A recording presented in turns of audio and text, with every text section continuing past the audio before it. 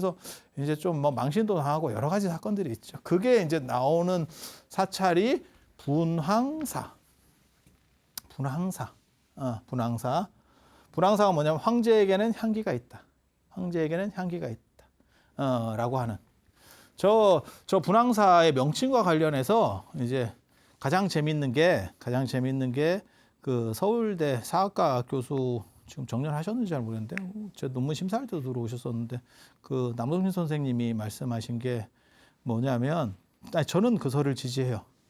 황제에게는 향기가 있다. 이게 보통 절 이름은 산 이름을 따든지 그 다음에 경전 안에서 나오는 내용들을 따든지 불교적인 이름을 따든지 하는 거지 저런 이상한 이름을 짓지 않습니다.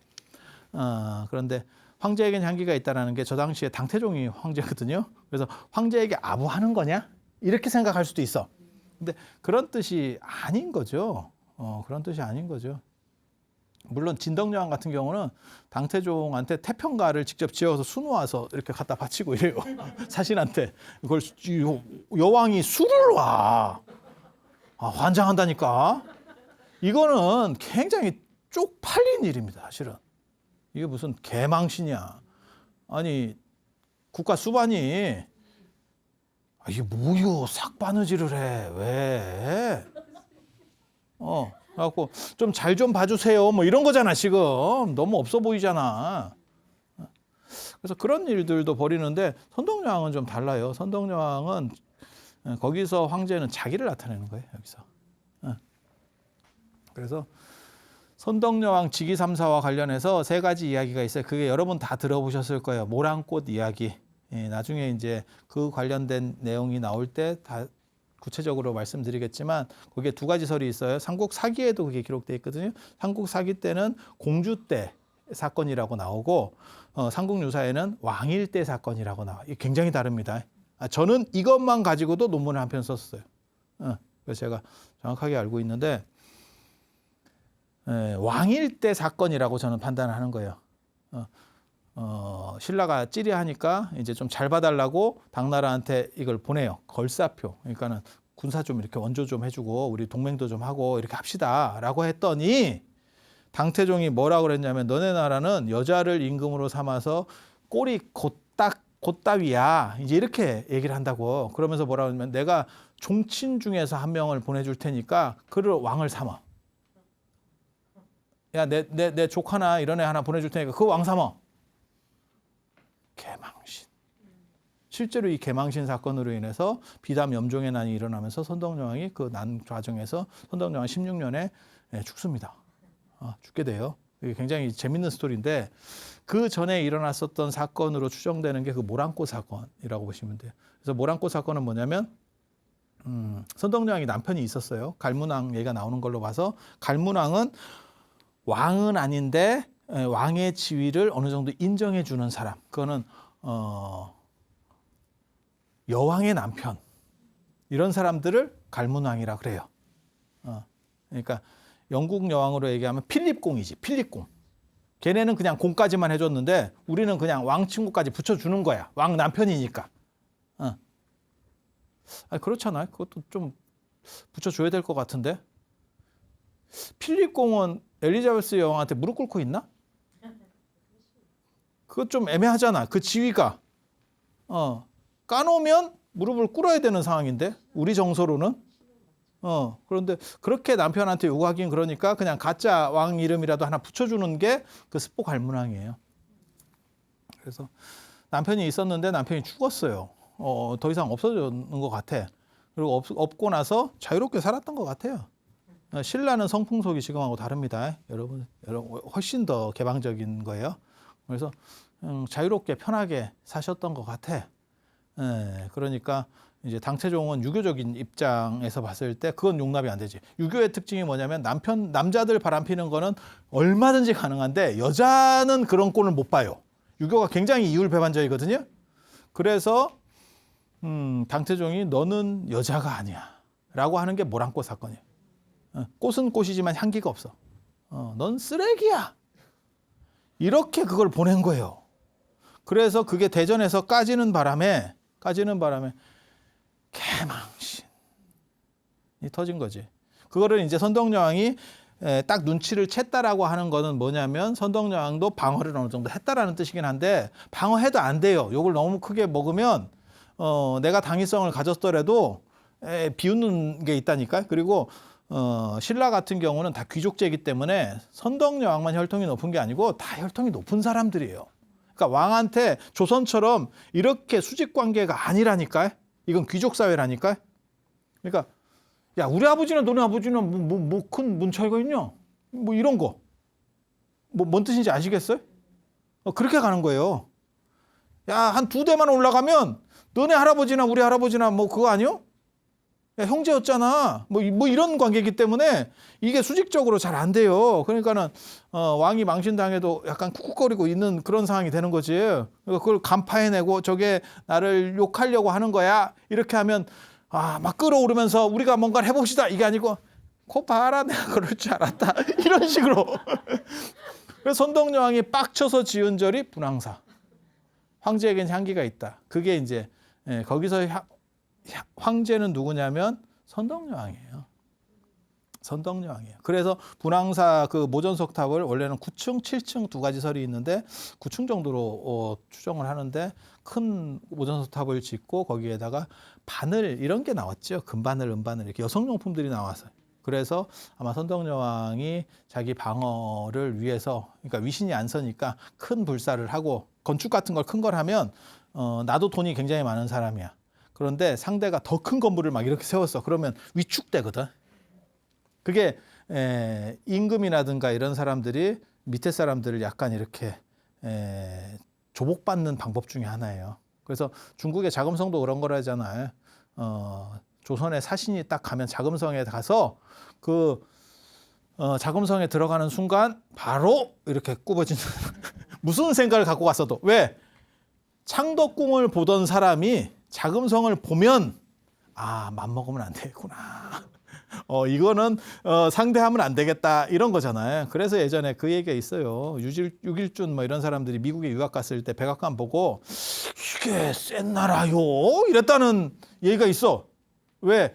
백악관은 그렇게 안 커요. 여러분 가보셨어요? 가봐. 가봐. 패키지 싸게 나올 때 한번 가시면 돼요.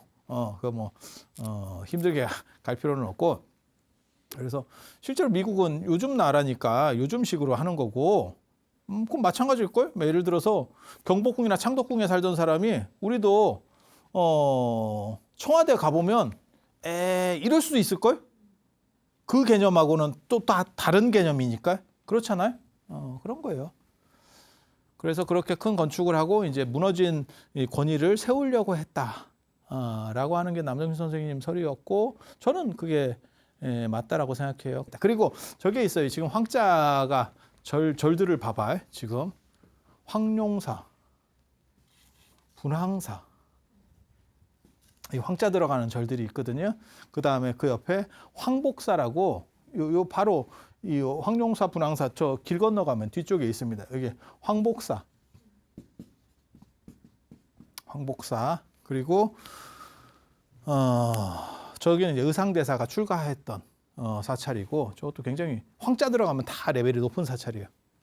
저 분황사에 나중에 자장 스님이 계시다가 황룡사 2대 주지로 들어가거든요. 나중에 두 번째 주지로 들어가는데 뭐 그런 사건들이 다 있는데 저 황자 들어가는 절들이 최고 레벨 그러니까는 신라의 왕실과 관련된 최고급 사찰들은 저 황자를 쓰거든요.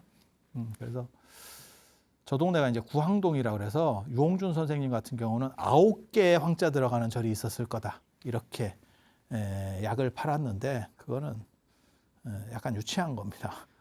그건 그렇게는 안 됩니다. 그리고 기록에 나오는 거는 저거 말고 황성사라는 게 하나 더 있어요. 그건 저 어디 쪽에 있었냐면 지금 추정으로는 모량리, 김대성, 모량 쪽이거든요. 그게 어디냐면 저희 김유신 장군묘 쪽으로, 그러니까 지금 신경주역 쪽으로 추정을 하고 있어요.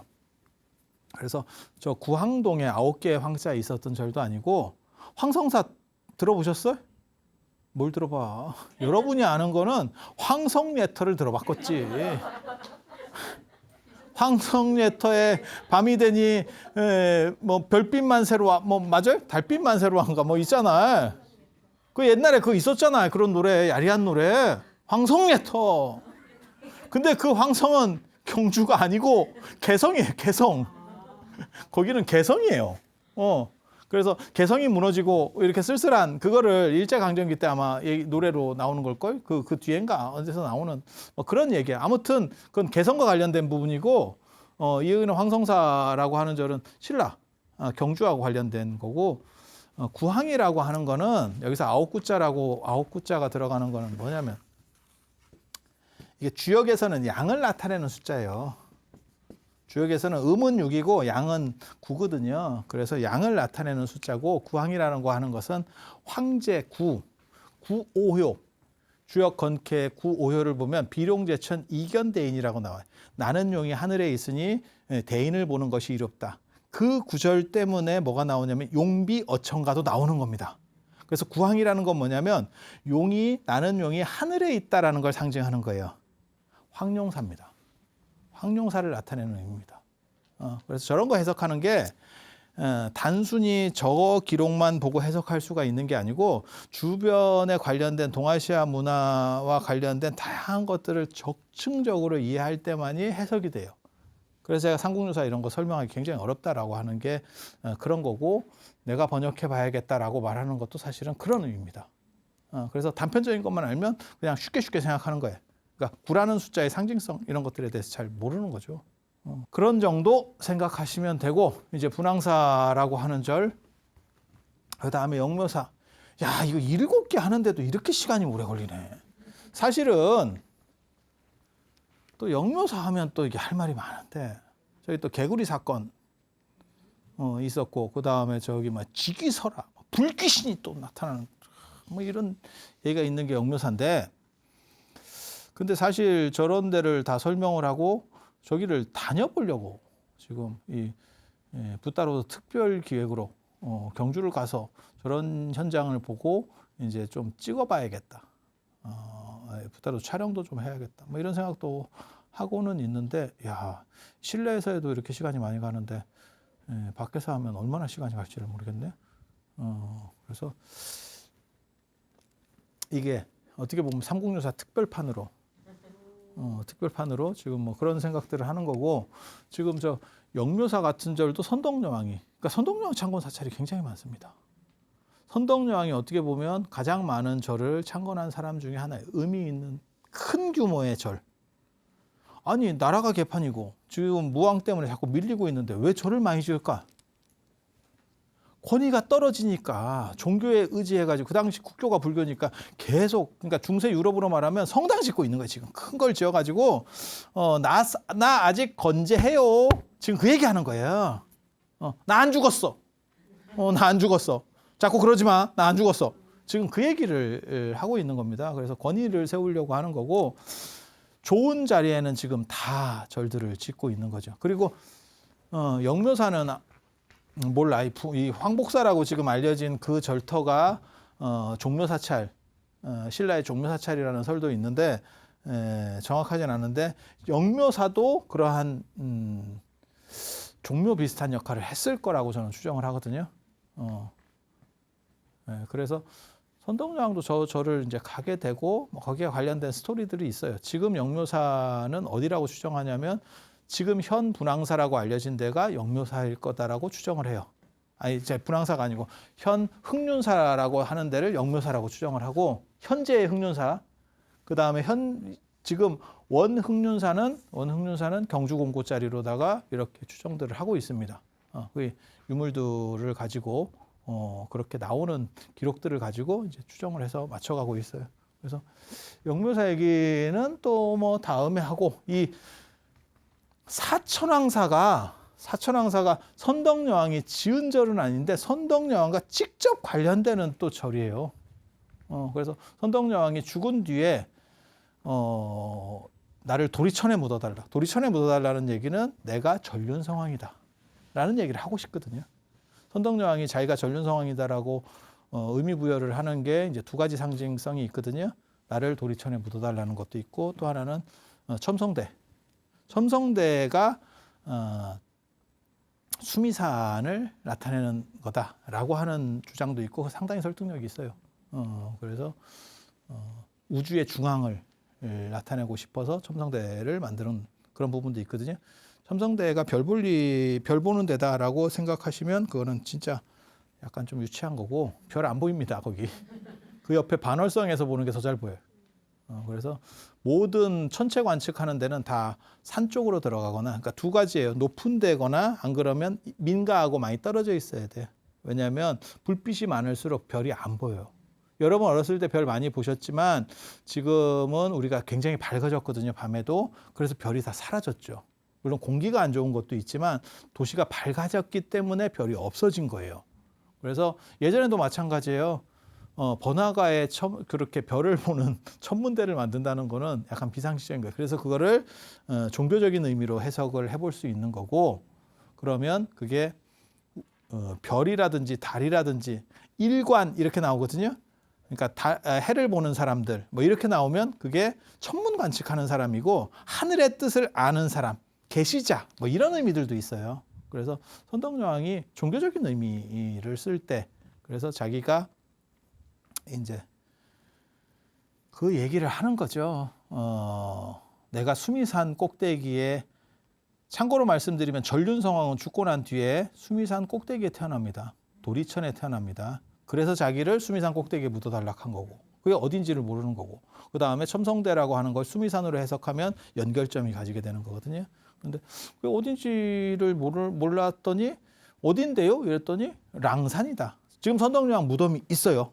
신라시대 왕릉 중에서 무덤이 주인이 누군지 정확하게 아는 게 몇 개 없습니다. 다 추정이고 몇 개 없는데 그 중에 하나가 선덕여왕 무덤은 분명합니다. 도굴돼서 안에 알맹이는 없어요. 없어. 그렇지만 분명해. 왜? 위치가 그건 랑산에 묻었기 때문에. 그래서 이게 뭔 소린가? 왜 거기가 도리천이지? 라고 했더니 문무왕 시절에, 문무왕 때 그 랑산 남쪽에 남산 밑에 쪽에 사천왕사를 만들게 되죠. 명랑 스님이라고 하는, 제가 얘기하잖아요. 우리나라에서 가장 성격 좋은 스님. 명랑하잖아. 자장률사의 장조카입니다. 조카인데 자장률사보다 나이가 많아요. 그렇게 해서 거기 또 스토리가 또 있어. 이런 거 얘기하면 뭐 한도 끝도 없어. 한도 끝도 없어. 그래서 오늘은 그만할 거예요. 그래서 선덕여왕과 관련해서 뭘 얘기를 하고 싶은 거냐면, 자 봐봐. 법흥왕, 진흥왕과 관련해서 이 세 개의 사찰이 있는 거고, 선덕여왕과 관련해서 2절은 직접 당신이 창건한 건 아닌데 관련 사찰이 되는 거고, 여기에 황룡사에도 구축목탑도 선덕여왕이 하는 거예요. 선덕여왕 관련된 거 생각보다 많아요. 그래서 법흥왕, 진흥왕은 거의 세트라고 보시면 되고, 그쪽 팀 한 팀, 그 다음에 선덕여왕 팀, 이게 대부분 저 전부시대 칠처가람지의 상징 인물들이라더라 라는 정도 이해하시면 되고, 저분들에 의해서 신라불교가 완전히 확립됩니다. 그리고 저 담엄사 이야기, 거기에 보면 또 이제 박혁거세 막 또 복잡합니다. 그게 오릉 안에 있거든. 경주에 가면 또 오릉이라고 무덤이 그게 5개인지 6개인지 뭐 잘 모르겠다. 어쩐다 저쩐다. 모르면 파보면 되죠. 파면 안 나와요. 별게 없어요 그 안에. 왜냐하면 너무 오래돼서 다 대부분 도굴됐을 걸로 이렇게 생각을 하기 때문에. 그리고 함부로 손댈 수도 없고, 그래서 박혁거세가 제대로 못 죽었다는 설도 있어요. 박혁거세 시해설, 박혁거세가 팔다리가 다 찢어져서 시체가 5개로 쪼개져. 기가 막힌 이야기가 또 있습니다. 여러분 그런 얘기 못 들어봤죠? 박씨도 못 들어봤을 그 이야기. 박혁거세 엄마 이야기도 했잖아. 박혁거세 엄마가 선도성모라더라. 그리고 박혁거세가 시해됐을 수도 있다. 이런 썰도 있어. 근데 이게 워낙 자료가 작기 때문에 정확하게 변증해낼 수가 없어요. 근데 시체가 5개로 쪼개져서 5개의 무덤으로 묻혔다 라고 하는 기록은 분명히 있습니다. 그게 그래서 오릉이에요. 박혁거세가 찢어졌다라고 하는 거는 이게 뭔가가 굉장히 큰 사건을 겪은 거거든요. 조선시대로 말하면 거열형입니다. 찢어 죽이는. 말 같은 거나 소나 이렇게 묶어가지고 한꺼번에 동시에 출발시키면 뚝 찢어지는 이런 식. 그래서 재위기간이 61년이나 되니까 저게 아마 권력의 변동이 생겼나? 아니면 바뀌었것에도 도레인이에요. 원래 원주민이 아니고 들어와서 왕이 되는 사람이거든요. 그래서 그 상황에서의 어떤 귀족들하고 갈등들이 있었나? 뭐 오만 이야기들을 생각만 해볼 수 있어. 답이 있느냐? 없어. 왜? 기록이 너무 짧거든. 짧으면 추정은 할 수 있지만 확답할 수는 없어요. 이런 것 생각해 볼 수 있거든요. 그런데 누가 생각해 봐도 왕이 죽었는데, 그것도 국가를 세운 왕이 죽었는데 몸이 5개로 쪼개졌어요 라고 하는 거는 비상식적인 거는 맞아. 그건 정상은 아니야. 누가 봐도. 그래서 그런 이야기, 그게 다 담엄사 영역 안에 있습니다. 담엄사 영역은 아니고 정확하게 말하면 담엄사 옆에 있었는데 지금은 다 구역으로 묶여서 옳은 구역으로 아령 부인까지. 아령 몰라요? 아리영. 같은 거예요. 예전에 그 드라마에 있었잖아. 인어공주 아리영. 거기서도 나오는 거야. 야, 이게 신기하다. 이게 진짜 여러분이 상상할 수 없는 거의 모든 게 여기. 상상력의 폭이 이만하면 이거는 이따시만큼을 나와가지고 이렇게 쉐리지 않으면 잘 안 보여요. 하지만 여러분은 걱정하지 마세요. 내가 있잖아. 그래서 다음 시간에 지금 사천왕사하고 담엄사 이야기, 그런 이야기들 마저 해드릴 수 있도록 그렇게 하겠습니다. 자, 들어주셔서 감사합니다.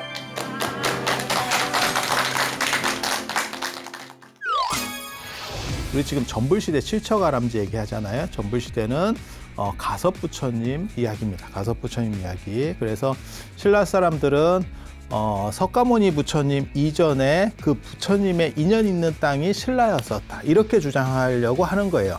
그래서 신라야말로 인도보다도 더 불연이 깊은 그런 걸 보고 불연국토설이라고 합니다. 부처님과 인연 있는 땅. 그리고 되게 재밌는 게 나중에 이제 진종설이라고 그래서 진평왕 계열에서 뭐가 나오냐면 우리는 실제로는 인도의 그 샤트리아 종족이었다. ERS에 동참하신 분들 중 추첨을 통해 황제바이오에서 황제 동충하초 엑기스, 황제 버섯 감로스를 드립니다.